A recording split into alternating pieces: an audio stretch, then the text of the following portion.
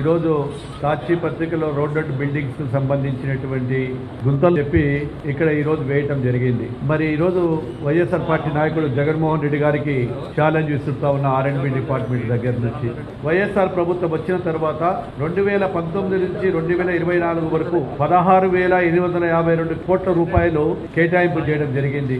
దానిలో కేవలం 34 కోట్లు ఆ ఖర్చు చేయడమే కాకుండా ఇంకా 2,300 కోట్ల రూపాయలు బకాయిలు మా నెత్తిన పెట్టిపోయినటువంటి ప్రభుత్వం వైఎస్ఆర్ ప్రభుత్వం. మరి అదేవిధంగా దీంతో ఎన్డీఏ ప్రభుత్వం ఏర్పడిన రోజుల్లో కేవలం 100 రోజుల్లోనే ఆ దరిద్రపు పరిపాలనలో వాళ్ళ అసమర్థత వలన తీసుకునేటువంటి నిర్ణయాల వలన రాష్ట్రం మొత్తం కూడా రోడ్లన్నీ కూడా గుంతలమయం అయిపోయాయి. గత 5 సంవత్సరాలలో పద్మల్లో చాలా చోట్ల ఎక్కడైనా కానీ R&B డిపార్ట్మెంట్లో ఏదైనా 5 సంవత్సరాలు దాటిన తర్వాత ఆ 5 సంవత్సరాలకు సంబంధించినటువంటి ఏవైనా రెన్యువల్ చేస్తారు ఆ రోడ్లు.